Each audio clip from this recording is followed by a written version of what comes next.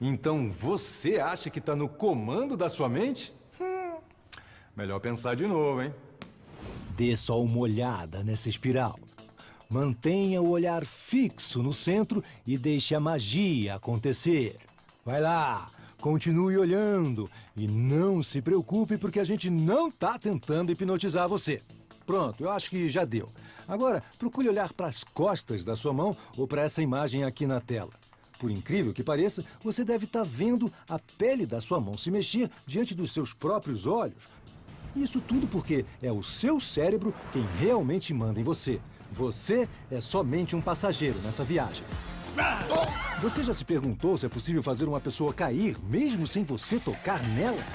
Ou fazer um jogador de futebol se esquecer de como se chuta uma bola? Ou então ficar bêbado sem tomar sequer uma gota de álcool? Eu estaria entre bêbada e levemente embriagada.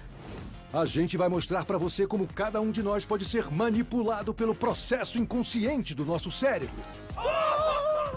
E a gente vai provar isso com truques engenhosos e experiências com câmeras escondidas. É outro cara. Com as melhores cobaias que existem. Membros inocentes do público. Não. Bem-vindos ao Jogos Mentais. Jogos Mentais. Esse teste aí da espiral é muito bizarro, né? E o mais louco é que não são apenas peças visuais que a sua mente prega em você, não. Na verdade, a gente poderia dizer que o cérebro é como se fosse uma grande fábrica e a sua mente consciente como se fosse a pessoa que pensa que está no comando. Você toma importantes decisões estratégicas, como, por exemplo, o que você vai comer para o almoço. Mas por trás da sua decisão existe um exército de processos neurais, todos eles lidando com as informações disponíveis e tomando decisões eles próprios. Na maioria das vezes, eles trabalham em silêncio, processando coisas como som, visão e tato. Geralmente, sem o chefe estar ciente de todos os detalhes. Mas se os sentidos captam algo estranho, como um perigo iminente, o chefe precisa saber.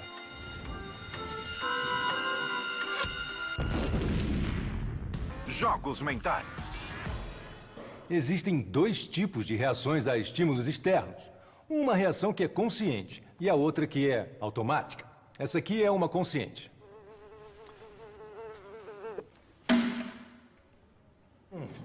Mas esse não é o único sistema de reação que a gente possui. E se você, por acidente, tocar em alguma coisa muito quente?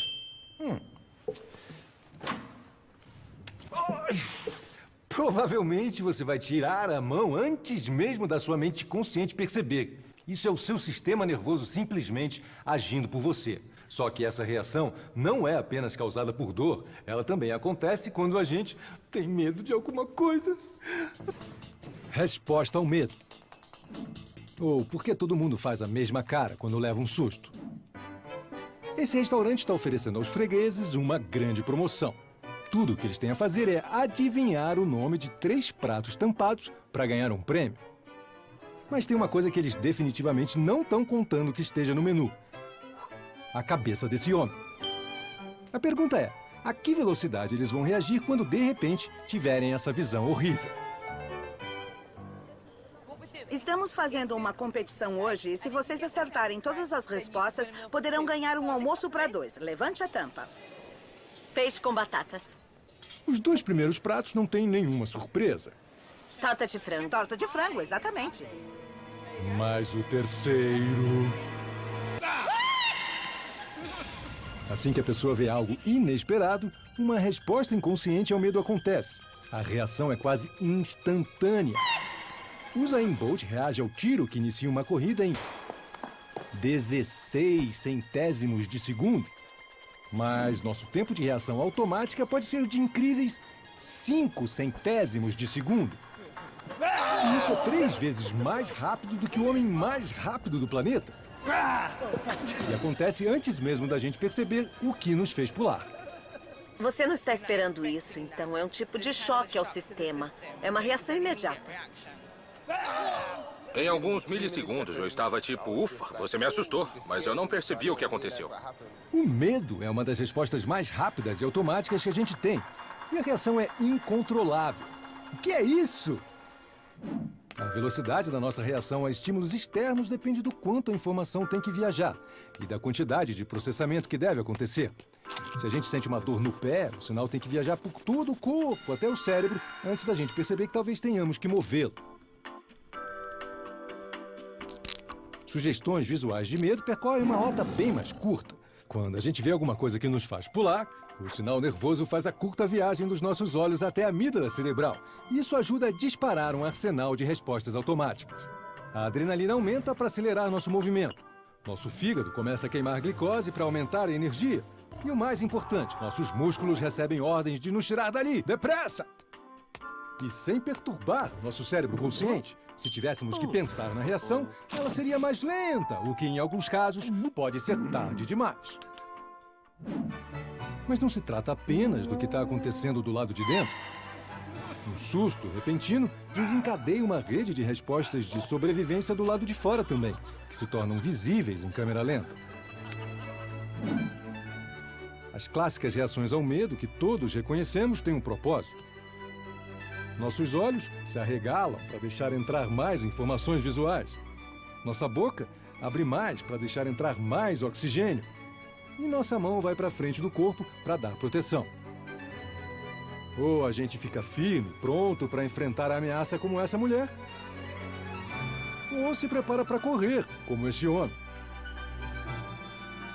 Essas reações são universais. Então, seja fazendo isso ou isso, você pode até parecer meio bobo, mas essas reações super velozes são um modo que o seu cérebro tem de manter você longe dos problemas. Então, da próxima vez que você for dar um susto em alguém e a pessoa fizer essa cara, você pode deixar ela um pouco menos constrangida falando: não se preocupe, isso aí foi só uma resposta automática. Jogos mentais. Já aconteceu de você estar sentado num trem pronto para sair da estação? Você acha que o trem começou a andar, mas alguns segundos depois você percebe que é o trem do seu lado que está começando a se mexer? O seu cérebro entendeu errado e te deu a informação errada. E a razão disso é o fluxo óptico. Ou, no nosso caso, como fazer uma pessoa cair mesmo sem tocar nela. Fluxo óptico é o fluxo de informação visual que experimentamos enquanto nos movemos pelo mundo. Quando você está num veículo em movimento, por exemplo, objetos distantes na sua frente parecem estar parados. No entanto, quando você se aproxima, eles parecem acelerar e passam pela visão periférica, criando um fluxo visual. O mesmo se aplica quando você está andando. Seu cérebro supõe que o mundo é estável. Portanto, quando você experimenta o fluxo óptico, seu cérebro também assume que você deve estar se movendo e automaticamente corrige sua postura e equilíbrio. Senão, você cairia. Então, a gente pode fazer uma pessoa derrubar uma bandeja só confundindo a mente dela? Esse é o estúdio fotográfico do nosso programa. E nosso ator faz o papel de um fotógrafo. Ele vai tirar algumas fotografias para testar uma nova marca de água mineral de luxo. E chamou um grupo de modelos inocentes para ajudá-lo. Essa aí é a primeira cobaia. Vamos imaginar que nós estamos no mais exclusivo dos hotéis e você é a bela garçonete que vai levar este produto fantástico para a mesa de mega estrelas. Espero não derrubar. Não se preocupe, você não vai derrubar. Isso mesmo? Olhe para aquele ponto na parede e entre em cena. Ele está prestes a tirar a foto. Ela também está pronta. Olhe para a parede.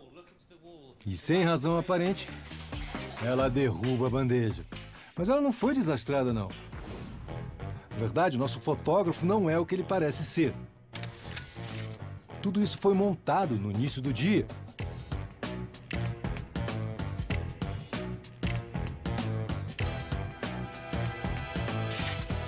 Esta é uma sala móvel. As paredes são montadas sobre rodas de modo que possam ser empurradas para trás e para frente à vontade. Assim que as paredes se movem, a pessoa entre elas vivencia um fluxo óptico. Para o cérebro da pessoa, não são as paredes que estão se movendo, é a própria pessoa. E a tentativa do corpo de compensar o desequilíbrio, na verdade, a faz perder o equilíbrio.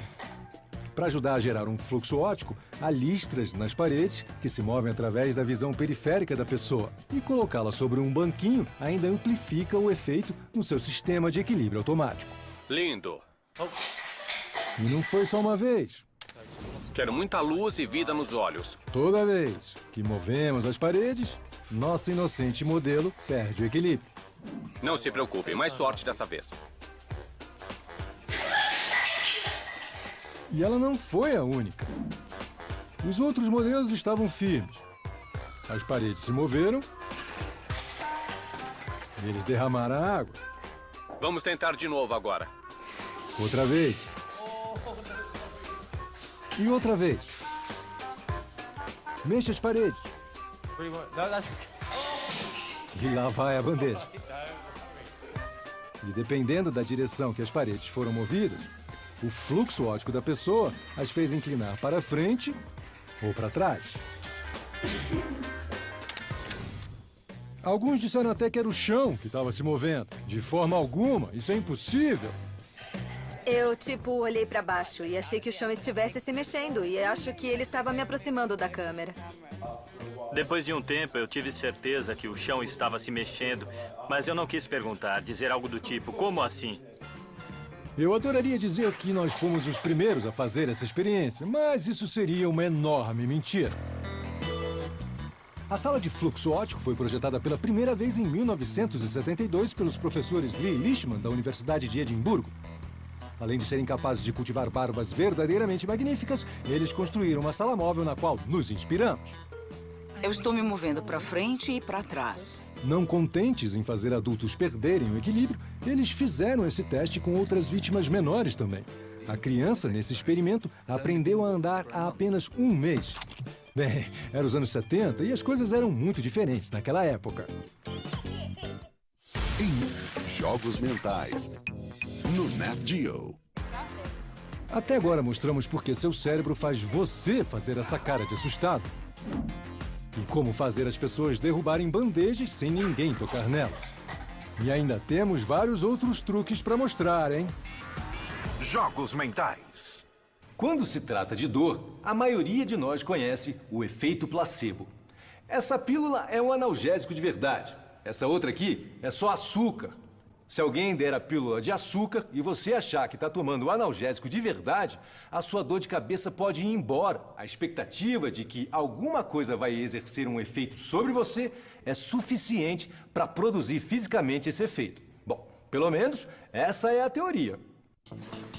O efeito placebo. Você pode deixar pessoas bêbadas sem elas beberem álcool? Bem-vindo ao nosso bar placebo. Esses alunos foram convidados para o que eles acham que é uma tarde de bebida grátis. Eles foram informados de que a gente está investigando os efeitos do consumo do álcool na autoconfiança das pessoas e decidiram passar algumas horas agradáveis bebendo, jogando e sendo alunos. Tudo em condições controladas e sob o olhar atento dos nossos pesquisadores. E o mais importante, estamos contando cada um dos copos que eles bebem. A boa notícia esta noite é que as bebidas são de graça. Mas o que eles não sabem é que nós substituímos as bebidas alcoólicas por alternativas sem álcool. Portanto, nesta tarde, eles vão beber simplesmente água tônica e cerveja sem álcool. Aqui temos algumas garrafas de cerveja e outras bebidas alcoólicas. Assim, nossos alunos vão para o bar com bebidas de graça, achando que tudo não passa de um teste para ver como o álcool afeta a autoconfiança deles. Bem, todo mundo parece muito confiante quando o assunto é beber. E à medida que o tempo passa, o número de copos vai aumentando. Depois de uma média de 4 drinks para cada um, pedimos para eles avaliarem o próprio estado de embriaguez numa escala de 0 a 10, sendo 0 sóbrio e 10 bêbado. Lembrando que eles não beberam nenhuma gota de álcool, o resultado deve ser 0. Eu não me lembro de quantas bebidas eu tomei. Foram provavelmente umas 5. Mas ele não bebeu nada de álcool. Eu diria que eu bebi umas 5 ou 6. E essa daí não bebeu nem um gole sequer. De 0 a 10, eu diria 6. 7. Vamos dizer 6. 6 é um bom número. Nossa, ou essa daí tá maluquinha ou o cérebro dela tá falando: você está bêbada. Não tem como dizer que você não está leve, não é? Não. Pelo que parece, como eles acham que a bebida é real, o efeito placebo está induzindo o cérebro deles a relatar os primeiros sinais de embriaguez. E se eles beberem por mais 1 hora? Será que eles vão continuar se achando bêbados ou será que vão perceber que tudo não passa de um faz de conta? Mais tarde, voltamos para descobrir. Jogos mentais. Com que nitidez você acha que vê o mundo ao seu redor? Ah, bem nítido, certo? E se eu dissesse que a única coisa que você realmente vê em alta definição é um pequeno ponto no centro da sua visão, tão grande quanto a unha do polegar na distância de um braço? O resto você vê numa resolução muito mais baixa e o cérebro faz o favor de montar tudo junto como uma única imagem mais nítida. Visão periférica. Por que não podemos confiar nela? Por exemplo, temos aqui uma bela fotografia do Albert Einstein, mas vamos afastá-la um pouquinho. Agora o que você vê? Ou o Einstein ficou estranhamente glamuroso, ou você deve estar vendo uma Marilyn Monroe meio borrada. E não tem nenhum truque de câmera aqui não, era a mesma imagem. À medida que a imagem se afasta dos olhos, os detalhes de alta resolução de Einstein são perdidos e a imagem de baixa resolução de Marilyn domina, apesar da imagem não ter mudado. Em comparação com o meio dos nossos olhos, há poucos receptores na borda da nossa visão e eles não são sensíveis às cores. Se a gente visse o mundo através da nossa visão periférica, ele poderia se parecer um pouco com isso. Nossa, muito borrado. Então por que a gente não está consciente disso? É que o nosso olhar se desloca até 5 vezes por segundo. São chamados movimentos sacádicos. Eles colhem amostras rápidas do mundo visual, nosso cérebro preenche o restante e assim vemos o mundo de forma nítida e em cores. Portanto, para testar as deficiências da nossa visão periférica, enviamos nossas câmeras escondidas e uma policial falsa para uma rua movimentada. Armada com um retrato e uma prancheta, ela vai perguntar aos pedestres se eles já viram esse homem, um verdadeiro sósia do Fred Mercury. Ele vai ficar ali, na visão periférica das pessoas. Então, será que elas vão perceber? Com licença, senhor. Eu gostaria de saber se tem um minuto para dar uma olhada nesse desenho e ver se é alguém que o senhor conhece. Sabemos que muitas vezes, quando faz frio, ele entra nas casas usando este casaco amarelo brilhante. Não sei se isso ajuda a visualizar. Não viu um homem com uma jaqueta amarela por aí? Não viu ninguém com uma jaqueta amarela? Não, o que acontece aqui na Lewisham Street é que quando você está aqui, você fica muito concentrado, a menos que algo drástico aconteça para te distrair. Então ele não lembra ninguém? Não. Ninguém que já tenha visto? Não, não. Não mesmo? Não. O campo de uma visão humana normal é de cerca de 180 graus. Nosso Fred está bem dentro disso, dentro da faixa de visão periférica deles. Mas embora os olhos deles estejam vendo o Fred em baixa resolução e cores fracas, o cérebro não registra que ele está lá. Ele parece alguém... Acho que... Se eu tivesse visto essa pessoa antes, acho que eu saberia. Eu definitivamente saberia. Certo, eu entendi. Então você não conhece ele? Não, eu nunca vi essa pessoa antes. Tudo bem, certo. Muito obrigada por seu tempo, viu? Não foi nada. Então isso parece bastante conclusivo. Nossa visão periférica pode ser comprometida ao escolher coisas importantes, principalmente o Fred Mercury. O nosso cérebro. Ele é uma peça, viu? Porque ele gosta de harmonia, isso. Ele gosta de supor que o mundo é lógico, é racional e é um lugar estável, mesmo quando ele não é. Por exemplo, eu estou aqui nessa poltrona, estou muito confortável, estou conversando com você e o seu cérebro também está muito à vontade, processando essa situação. É tudo muito harmonioso. Continua se sentindo à vontade? Agora eu estou bagunçando a visão harmonizada que o seu cérebro esperava que fosse um rosto. Ficou difícil de olhar, né? Relaxa, vai. Vamos voltar ao normal. Só que tem o seguinte, essa adoração pela harmonia significa que o nosso cérebro pode ser facilmente enganado e ele acaba gerando uma harmonia onde ela não existe. E para investigar esse truque mental mais a fundo, a gente decidiu embarcar numa pesquisa de mercado. Escolha cega. Por que nosso cérebro às vezes se recusa a localizar a diferença? Hoje, alguns membros inocentes do público foram convidados a vir à nossa sala de pesquisa de mercado para dar sua opinião sobre uma campanha publicitária para uma nova marca de chocolate. Nosso ator vai ficar a cargo da sessão. Mas, claro, eles não estão aqui para falar sobre chocolate. Na realidade, eles são parte de um experimento sobre como nosso cérebro pode ignorar automaticamente coisas que uma parte de nós sabe que estão erradas. Nosso ator pede que eles deem sua opinião sobre um rosto para a marca. Nossos clientes querem fazer uma grande campanha publicitária e estão procurando uma mulher para isso. Alguém comum que a gente vê nas ruas, tá bom? Tá. Temos A e B. Qual delas você escolheria? Qual eu escolheria? A. A.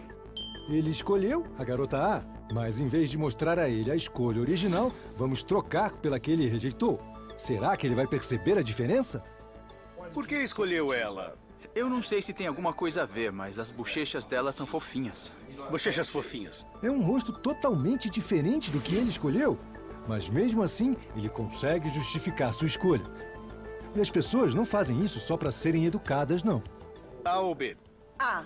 A. É. O cérebro deles faz com que eles ignorem o erro e continuem como se nada tivesse acontecido. Por que você decidiu pela garota A?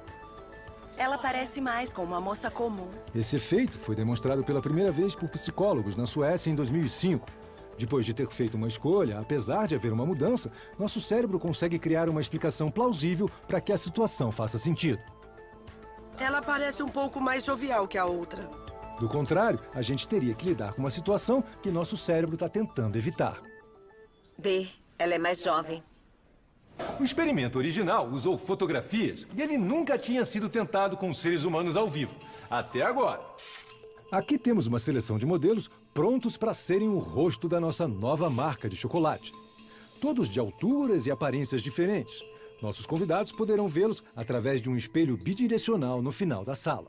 Nosso cliente vai realizar uma grande campanha na TV. Atrás daquele espelho temos 4 atores. Entendi. Eles estão numerados de 1 a 4. Tá bom. Eu quero que você dê uma olhada e responda rapidamente qual deles é o seu favorito. Certo. Muito bem. Então, podemos acender as luzes, por favor, pessoal?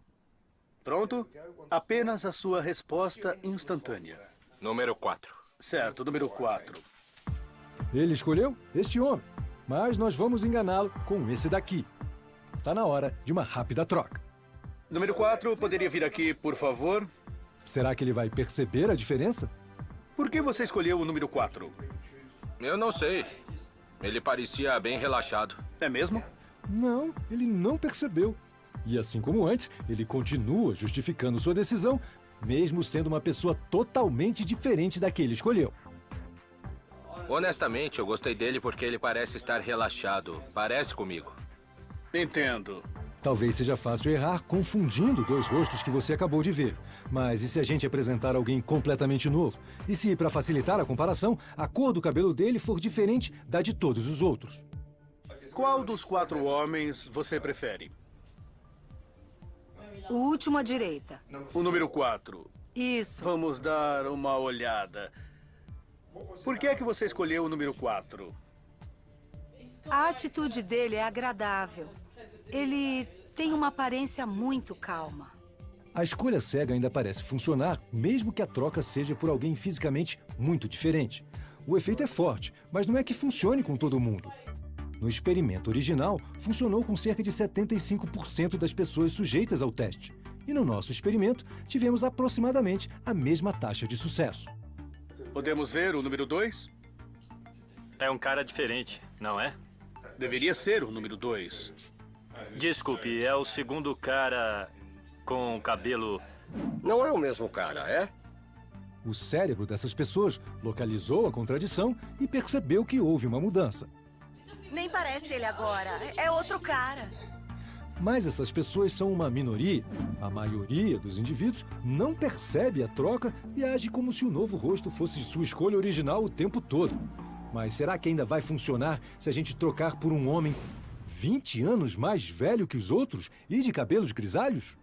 Eu preciso de uma resposta rápida, instintivamente. Qual você prefere? Temos o número 1, o 2, o 3 e o 4. O número 3. Certo. Você consegue visualizá-lo em uma campanha na TV para um chocolate com sabor de frutas? Claro. Vai ser a maior troca até agora. Muito bem, vamos dar uma olhada no número 3 de novo. Por que você escolheu o número 3? Ele me parece sério o bastante para fazer a propaganda. Muito bem. Se você fosse descrevê-lo numa palavra, qual palavra seria? Proativo. Proativo. Ele realmente parece proativo, mas não é o mesmo homem. A gente já mostrou para você que é o seu cérebro quem realmente dá as cartas. Vimos como sua visão periférica às vezes deixa passar coisas importantes. E como o efeito placebo começou a deixar esses alunos bêbados com cerveja sem álcool. Jogos mentais. Conheça agora o homúnculo sensorial. Oh, nem precisa ter medo dele porque ele não morde, não. Esse ser bizarro, na verdade, está representando como o córtex sensorial do meu cérebro vê o meu corpo. Espera aí que eu vou te explicar melhor. Cada parte do seu corpo tem uma quantidade diferente de poder cerebral dedicada a ela. Então, como você pode perceber aqui, o meu cérebro está dedicando muito mais poder de processamento para as minhas mãos, para a minha boca e para os meus olhos. E muito menos para o meu tronco, para as minhas pernas e para os meus braços. É o mapa corporal do meu cérebro. Como o nosso sentido do toque pode ser tão impreciso? Qual é a distorção do mapa corporal do seu cérebro comparado com a realidade física? Está na hora de sentar, relaxar e desfrutar de uma neuromassagem. Mais para baixo, por favor. Isso. Conheça Miranda e Carla. Elas vão demonstrar uma nova técnica de massagem bastante interessante a alguns consumidores cansados, estressados e inocentes. Vão oferecer a possibilidade de desfrutar da mais recente tecnologia em massagem vibratória conhecida como abelha. Não é de verdade, foi a gente que inventou. Gostaria de uma massagem? Estamos testando um novo produto hoje, é só para massagem nas costas. Gostaria de experimentar? Claro. Ótimo, então sente aqui, por favor. O que os clientes não sabem é que eles são, na verdade, parte de um experimento para testar o quão pequeno é o poder do cérebro dedicado a uma das maiores áreas do corpo, as costas. Agora concentre-se, ouça as ondas. Eu vou colocar a abelha nas suas costas. Tudo bem? Como se sente? Ótima. É? Bom. Isso é muito relaxante. Vou começar com uma pequena pressão e ir aumentando devagar, tá bom? Lembre-se que ele está esperando apenas uma vibração nas costas. Será que o córtex sensorial vai captar a mudança quando mais abelhas forem adicionadas? Agora tem 2. Como se sente? É uma sensação agradável. As costas dele não perceberam as 2 outras massagens. E agora são 4 abelhas e ele continua pensando que é só uma. Como se sente agora? Muito bem. Agora 5. Isso é muito bom. 6 abelhas nas costas. Que delícia. Está muito bom. Por incrível que pareça, mesmo ele esperando apenas uma, agora são 7 abelhas tocando o corpo dele ao mesmo tempo. E ele ainda não percebeu. Por que a percepção sensorial dele não captou a mudança?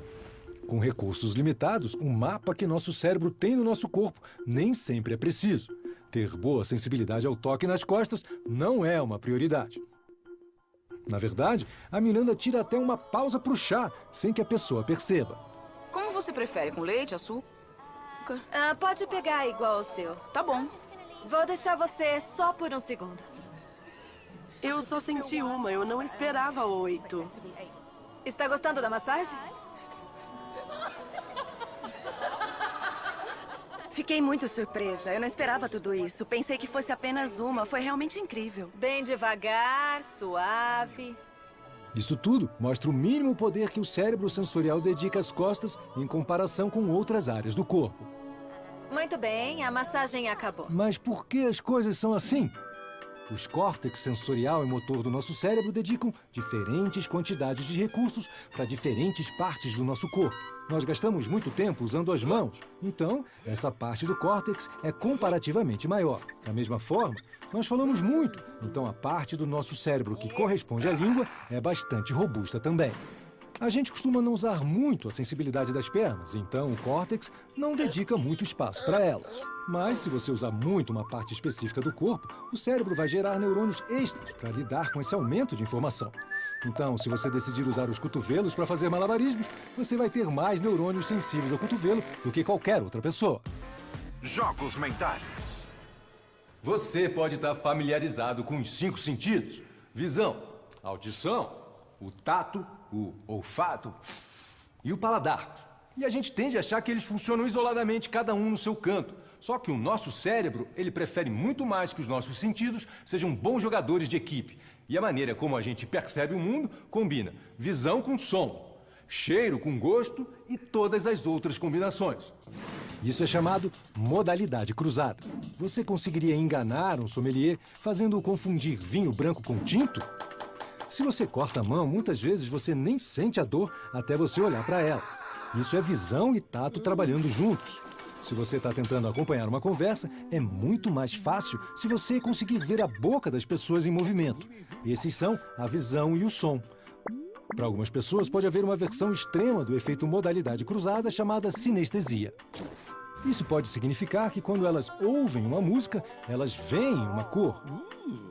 Ou então, quando veem uma forma particular, elas podem sentir um determinado sabor.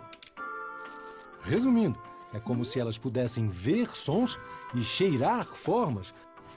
E tudo isso sem ter tomado nada esquisito. Então, os nossos sentidos estão trabalhando juntos o tempo todo. Mas esse esforço em equipe significa que, às vezes, nosso cérebro entende as coisas errado. Por exemplo, essa bola aqui. Parece uma bola comum, mas escute bem de que lado da sua TV o som das batidas da bola está vindo. Como a maioria das pessoas, você provavelmente acha que o som está vindo da esquerda. Mas, na verdade, o som está saindo tanto do alto-falante esquerdo quanto do direito o tempo inteiro. E tudo isso porque os seus olhos e os seus ouvidos trabalharam juntos e te distraíram. Para testar a força do evento de modalidade cruzada, fomos a um evento de degustação de vinhos que vai mostrar 3 dos melhores tintos e brancos do Novo Mundo. E o anfitrião deste evento é o sommelier profissional e especialista em vinhos, Gilbert Winfield. Olá. E, sob o olhar das nossas câmeras escondidas, os provadores chegam para o que eles acham que vai ser um pouco disso e muito disso. Deve ser extremamente difícil para alguém que conhece vinhos confundir o sabor de um bom branco com a textura de um tinto. Pelo menos é o que a gente acha. Mas as aparências enganam. Em vez de experimentar 3 tintos e 3 brancos, nossos especialistas vão tomar só vinho branco. O corante não vai afetar o sabor, mas será que a mera visão de um vinho branco tingido de vermelho será suficiente para enganar esses sommeliers? Quem prefere branco ou quem prefere tinto? Eu prefiro o vinho tinto. Tinto, tá bom. Então temos uma entusiasta do vinho tinto, só que ela não sabe que não vai ser servido nenhum tipo de vinho tinto hoje. Primeiro vai ser o branco chileno Sauvignon, sem nenhuma coloração ainda. O que você acha dessa variedade? É muito limpo, muito cítrico. Ótimo. Acho que ele é cítrico. E ele harmoniza bem com a comida ou é melhor sozinho? Eu estava pensando menos em peixe e mais em mariscos apimentados. Alguma coisa com gordura, bem rico em gordura mesmo. Porque a acidez corta a gordura. Esse grupo aí, sem dúvida nenhuma, conhece bem vinhos. Mas o que vai acontecer quando Gilbert lhes der o mesmo vinho branco, só que dessa vez tingido de vermelho? Então, o próximo vinho é um Merlot chileno. Madeira. Aroma adocicado, encorpado, frutado. Frutado. Pensei em cerejas inicialmente. Tem um toque de cereja. É mesmo. Cerejas e carvão, marcas clássicas de bom tinto, ou nesse caso, um branco com corante alimentício vermelho. O que acontece é que o cérebro dele está interpretando todos os estímulos sensoriais, o gosto, o aroma e a aparência, e combinando tudo junto. Quando um dos sentidos é enganado, como por uma mudança de cor, isso tem um enorme impacto sobre o que eles pensam que estão experimentando. Ainda temos mais vinhos para essa noite e nossos degustadores parecem não ter desconfiado de nada. Agora eles vão experimentar um branco. Pêssego, parece pêssego cristalizado. É isso mesmo. E depois o mesmo vinho outra vez, tingido de vermelho. Delicioso. Me lembra vinho quente. Acho que tem um toque de fruta, mas parece fruta cristalizada, bem escura. Bom pra vinho quente. Vinho quente? Olha, esses podem ser degustadores experientes, mas essa cor falsa tá causando um estrago nos sentidos deles. Tá na hora do Gilbert juntar o grupo e dizer que tudo não passou de uma mentira. Uma grande mentira. Vocês experimentaram 3 vinhos esta tarde, e não 6. Sério? Não. Os outros 3 eram brancos, tingidos com corante vermelho. Ah, entendi. Quando você vê uma cor diferente, você muda automaticamente o seu ponto de vista. Então, quando eu vi o vermelho, pensei em vinhos tintos e que vinhos tintos podiam ser. Eu não confiei no meu paladar. Eu confiei nos meus olhos. Eu confundi, como você disse. O branco com tinto. Eu também. Era frutado, sim, com gosto de cereja. Frutado com gosto de cereja. Eu acho que foi um teste maravilhoso do poder da visão na degustação. Jogos mentais. O nosso cérebro ele é fantástico quando o assunto se trata de se adaptar ao mundo que nos rodeia. Você já reparou que você está andando assim na rua, num dia de sol muito claro, de repente você entra num ambiente e tudo parece que está mais escuro do que é de verdade? Ou então quando você sai para dar uma volta de barco e aí você chega em terra e o chão debaixo dos seus pés parece que está balançando ainda? Bom, tudo isso é por causa de um processo inteligente chamado adaptação. Você pode fazer um jogador de futebol profissional se esquecer de como se chuta uma bola? Imagine que, de repente, você pudesse sentir tudo à sua volta em altíssima definição. As roupas no corpo, os sapatos nos pés, cada coisa que você tocasse, cheirasse, visse, 24 horas por dia, sem interrupções. Logo, logo, sua mente consciente ia ficar sobrecarregada, pedir demissão e sair de férias. Para impedir você de ficar completamente louco com excesso de estímulos, as redes neurais, às vezes, desistem de avisar ao cérebro. Se uma gota de chuva cai sobre sua cabeça, os neurônios do "está molhado" disparam para que você saiba disso. Mais algumas gotas e eles disparam novamente. Mas quando começa a chover forte, eles não se incomodam de acompanhar o ritmo e param de disparar. Depois de um tempo, a configuração pré-definida é "está molhado". Eles estão basicamente dizendo: olha, tudo o que você precisa saber é que está chovendo, eu estou descansando e ligo se alguma coisa mudar. Mas até onde você pode levar a capacidade do seu cérebro de se adaptar? Esse artista de rua está à procura de membros do público para tentar alguns desafios simples. Mas existe um problema. Eles vão ter que fazer tudo usando esses óculos de distorção. Esses lindos óculos estão equipados com lentes para confundir a percepção de profundidade, fazer o mundo parecer menos assim e mais assim. Mas o que essas pessoas inocentes do público não sabem é que este desafio não é apenas para fazê-las passar ridículo. É, na verdade, um experimento para descobrir a rapidez com que o cérebro delas consegue se adaptar. É como beber uma garrafa de uísque. Como eles não sabem dizer a distância em que as coisas estão, até mesmo uma simples tarefa torna-se quase impossível. Tá na hora do futebol distorcido. A princípio, a mudança na percepção visual parece estar afetando bastante suas habilidades no futebol. Tem 2 bolas. Tem 2 de você e 2 deles. São 2 de cada lado.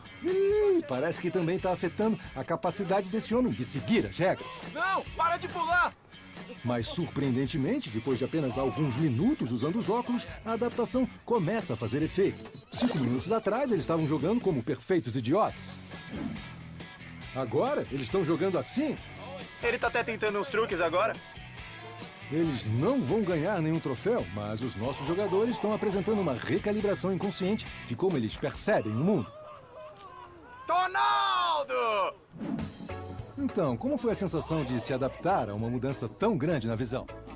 Depois dos primeiros 5 minutos, eu me acostumei. Espera aí, cara! Quando jogamos, eu me senti tonto. Acho que eu me acostumei. Joguei como se fosse a minha visão normal. Em poucos minutos, os superastros esportivos foram capazes de se adaptar ao que seus olhos estavam vendo. Só que existem algumas adaptações que podem acontecer muito mais rapidamente. Tão rapidamente, na verdade, que o cérebro ele fica assim meio bobão. Ele pode ter problemas para se readaptar. Eu tô falando sério, é verdade. Ele pode ter dificuldades para voltar ao normal.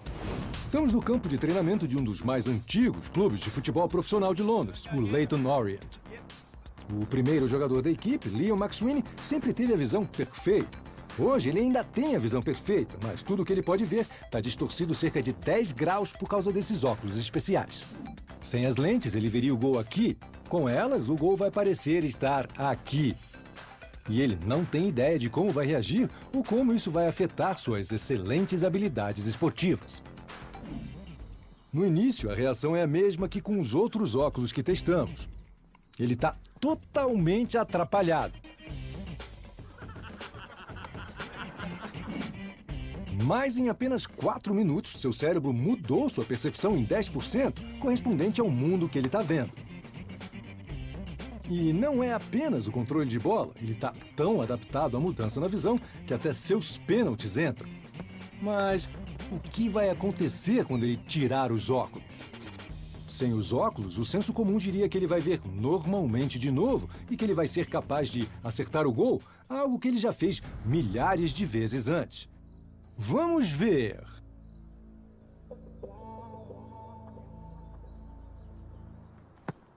Ah, você não sabe chutar, cara.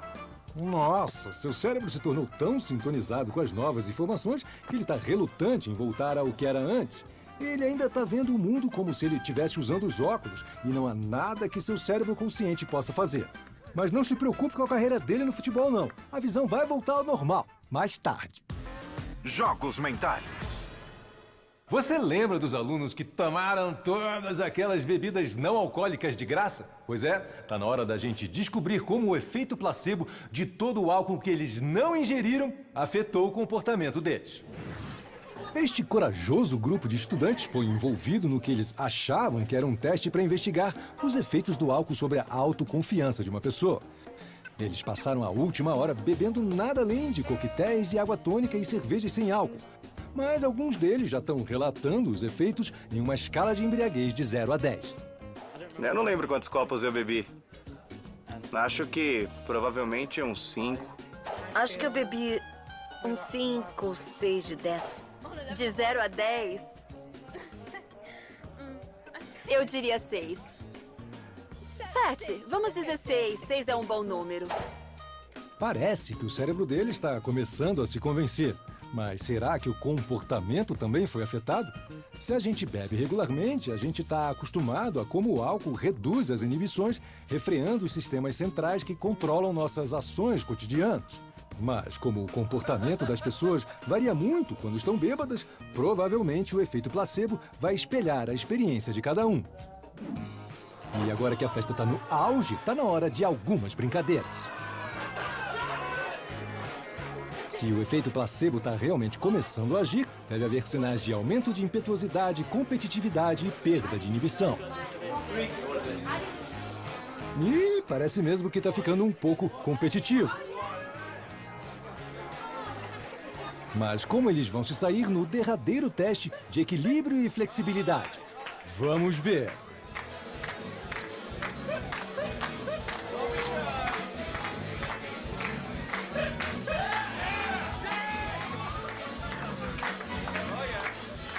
Coitada da Daisy. Parece que ela realmente está sob a influência do cérebro dela. Quando eles chegaram, a gente pediu para os estudantes tirarem algumas fotos na nossa cabine. 2 horas depois de terem consumido uma média de 8,5 bebidas não alcoólicas, está na hora de outra sessão de fotos. A oportunidade perfeita para ver se houve alguma perda de inibição, um sinal claro de embriaguez. É, parece que sim. Mas tem uma menina no grupo que está bem mais afetada do que os outros. Desculpe, me desculpe. Eu me sinto bem seguro em dizer que a Daisy parece um pouco bêbada. Estou me sentindo entre bêbada e embriagada. Eu estaria entre bêbada e levemente embriagada. Depois de 2 horas bebendo, tá na hora de revelar a verdade ao grupo sóbrio. É apenas o cérebro deles dizendo que eles estão bêbados. Quem do grupo ficaria surpreso ao saber que nas últimas 2 horas, nenhum de vocês bebeu sequer uma gota de álcool? Não acredito. Ah, meu Deus. As garrafas de cerveja estavam cheias de cerveja sem álcool e a vodka era água. Inacreditável. Eu me sinto bêbada. Eu sei, eu não entendo por quê, porque isso aqui não é álcool, mas é na minha cabeça. Tadinha da Daisy, ela provavelmente vai precisar de um remédio para ressaca. Quem sabe um placebo? Mas como essa reação extrema ao efeito placebo funciona? Toda vez que experimenta algo novo, nosso cérebro cria um conjunto de conexões neurais associadas com essa experiência. Tem até um grupo todo de redes relacionadas com o ato de beber. Tem uma para o som, outra para o sabor, para ver a bebida sendo servida. E existe também uma rede para os efeitos do álcool. Depois de um tempo, todas elas se associam e se acostumam a sair juntas, tipo amiguinhas numa festa. Como as outras redes de operação, a rede de álcool também começa a trabalhar, mesmo que não haja álcool presente. E às vezes ela quer trazer suas amigas também. As redes para competitividade, coragem e perda de inibição. Todas as redes acabam operando juntas e as pessoas podem se comportar como se estivessem bêbadas, mesmo não estando. A gente viu juntos como nossos processos cerebrais automáticos podem ser enganados e nos derrubar. Aprendemos as limitações da nossa visão periférica e vimos como nossas reações inconscientes podem ser mais rápidas do que Usain Bolt. E agora, você ainda acha que é você quem manda na sua mente? Melhor pensar de novo.